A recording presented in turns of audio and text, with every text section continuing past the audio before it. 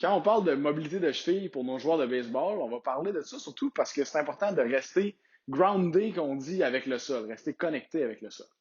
Pour nos lanceurs, les deux points d'acheter qui sont très importants, c'est la dorsiflexion, donc d'amener les orteils vers le haut, et l'inversion, qui est d'amener les orteils vers l'intérieur. On va aller voir un petit vidéo qui va nous montrer pourquoi c'est important.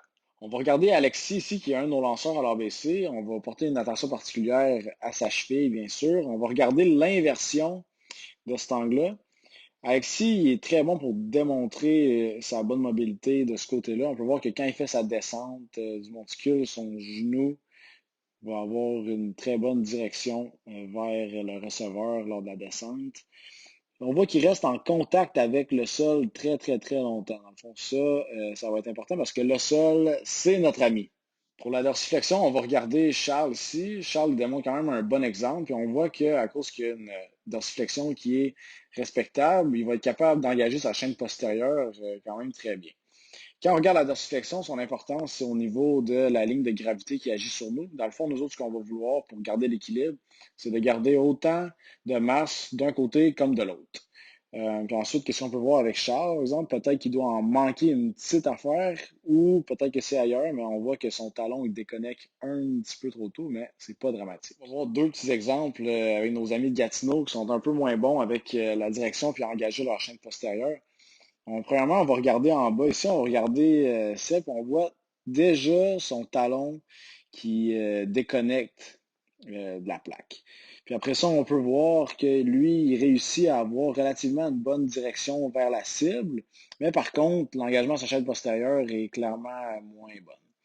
Ensuite, avec Kev en haut, on peut voir que son genou s'en va complètement vers la droite au lieu d'aller en direction de la cible. Puis on voit que son talon il est déjà décollé. Fait que c'est sûr que c'est peut-être dû à la cheville ou à autre chose, mais clairement, il y a un manque de direction aussi. On sait que la mobilité de cheville va être importante pour nos joueurs de baseball, mais on ne peut pas juste donner de la mobilité pour donner de la mobilité.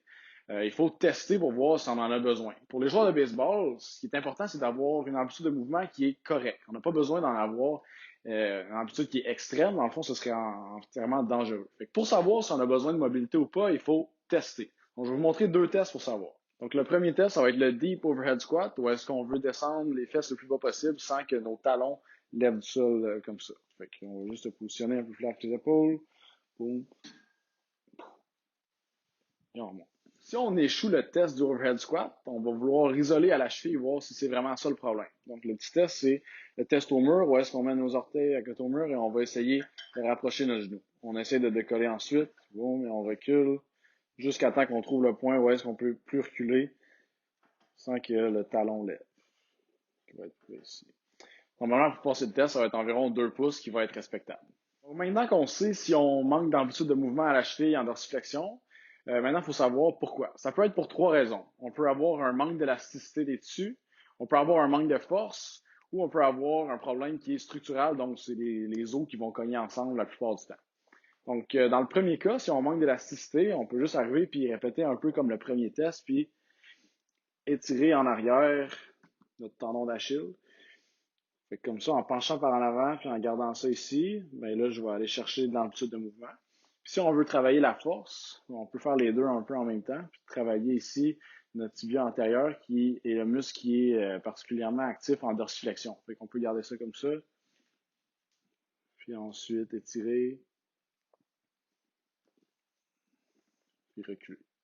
Donc, si on n'a pas de problème d'élasticité des tissus, puis on manque quand même de dorsiflexion, ben ça se peut très bien que ce soit un manque de force. Fait que pour travailler la force des muscles en dorsiflexion, ça va être notre tibia en avant ici. Donc on peut mettre un élastique comme ça, on peut essayer de maintenir la position au début. Après ça, on peut faire quelques répétitions pour activer le muscle comme ça.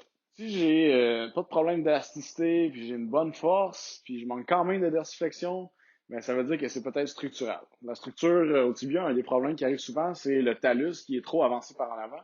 Donc, ce qu'on peut faire pour corriger ça, c'est prendre un élastique, aller le mettre autour du talus, faire ça ici, on le met autour pour reculer l'os par en arrière, puis là, nous permettre d'aller chercher l'amplitude de mouvement qui est recherchée.